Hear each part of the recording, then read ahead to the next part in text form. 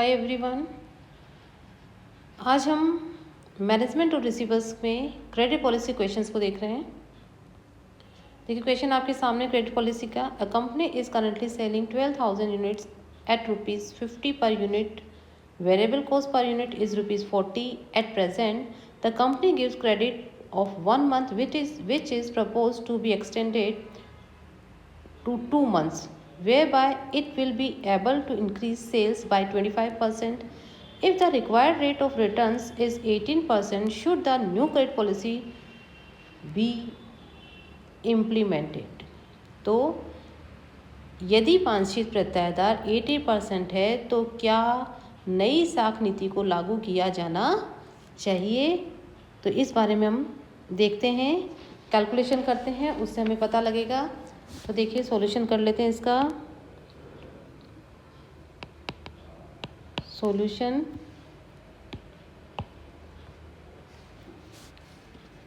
Format हमने बना लिया है। Particulars, present cost structure rupees, propose cost structure in rupees और डिफरेंसेस। तो सबसे पहले हम लेंगे सेल्स जो दी हुई है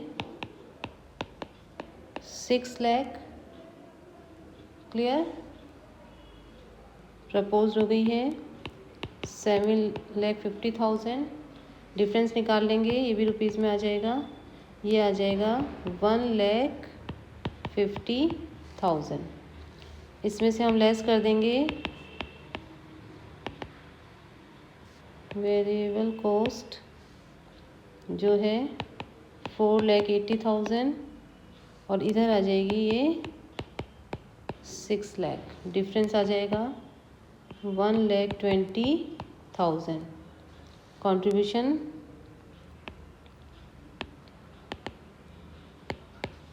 कैलकुलेट करेंगे, ये आ जाएगा, डिफरेंस निकाल लीजिए 1,20,000, इधर आ जाएगा 1,50,000 और इधर ये आ जाएगा 30,000। फिर लेस कर देंगे हम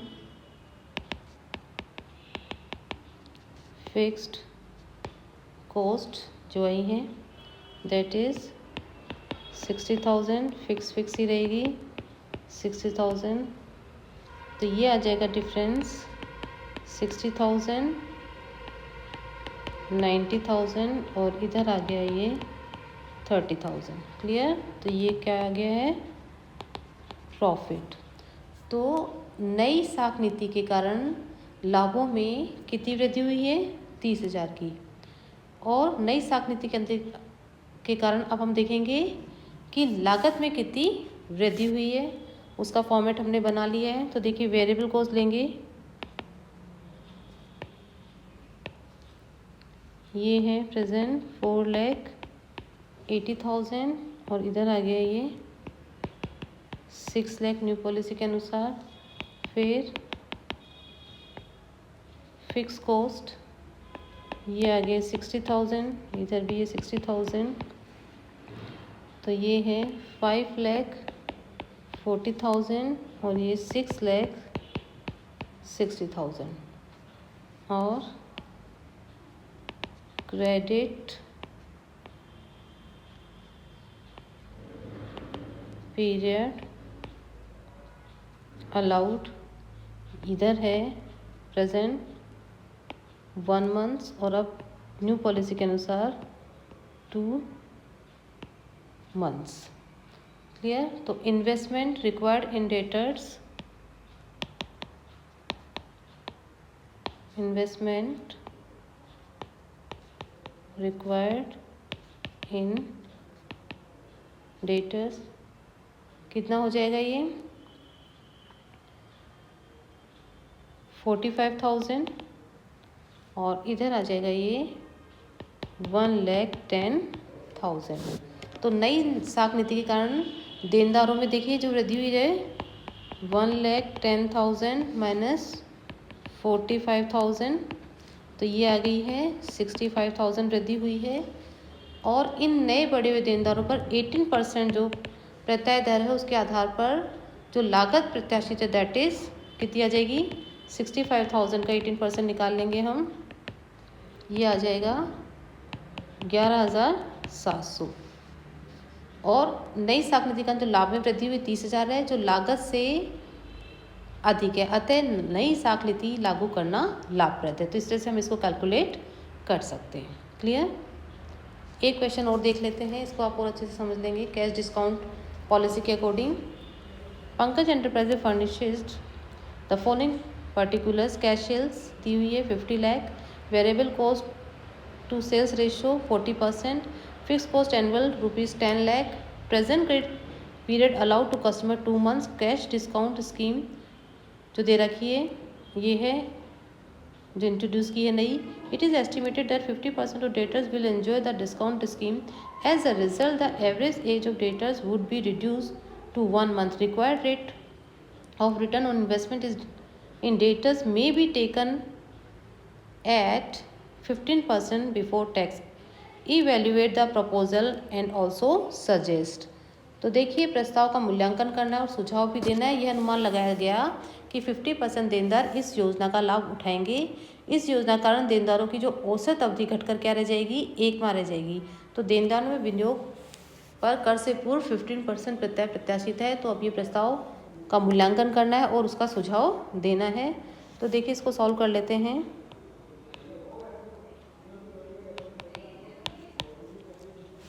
पहले कैलकुलेट करेंगे हम A point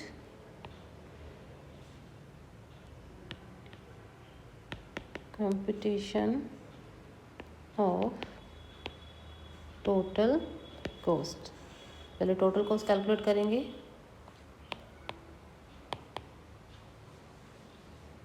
variable cost 40% of 50 lakh, ये निकाल लेंगे, रुपीज़ में आ जाएगा सारा। ये आ जाएगा 20 lakh. Then at fixed cost दी हुई है 10 लाख, तो टोटल कॉस्ट आ जाएगा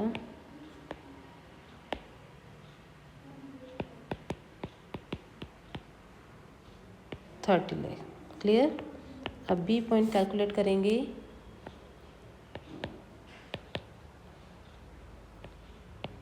investment in average debtors. Clear? First करेंगे बिफोर कैश डिस्काउंट स्कीम, ये आ जाएगा ₹30 lakh multiply 2/12 equals to ₹5 lakh. और सेकंड करेंगे आफ्टर कैश डिस्काउंट स्कीम, ये हो जाएगा ₹30 lakh multiply by 1/12 equals to ₹2,50,000। तो reduction in investment in debtors due to cash discount scheme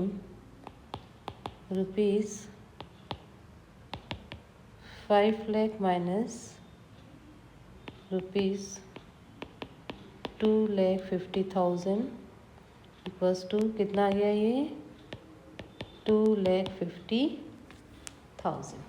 clear? चलिए अब कैलकुलेट करेंगे हम सी पॉइंट।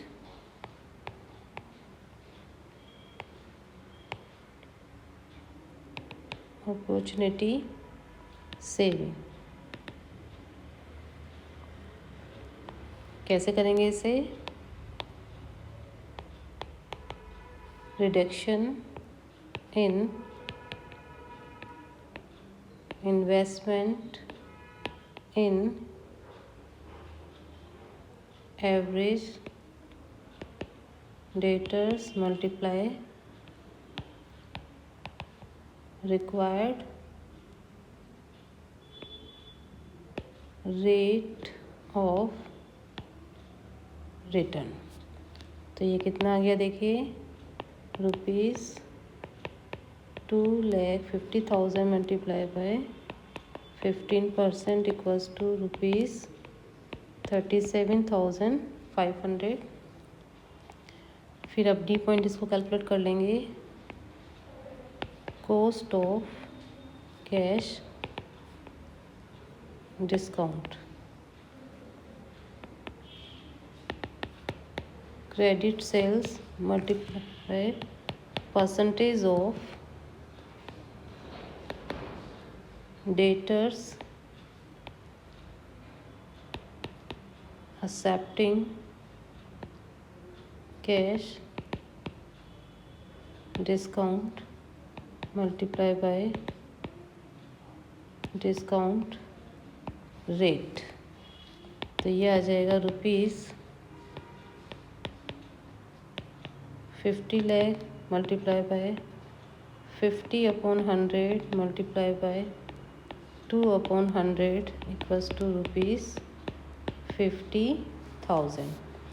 तो नकद छूट योजना की जो लागत है वो कितनी हो गई, 50,000, जबकि जो अपॉर्चुनिटी सेविंग की जो राशि है वो 37,500 है।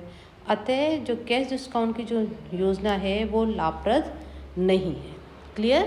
तो कैश डिस्काउंट की योजना यहाँ लाभप्रद नहीं है, ये हमारा डिसीजन दिया जाएगा। ये सुझाव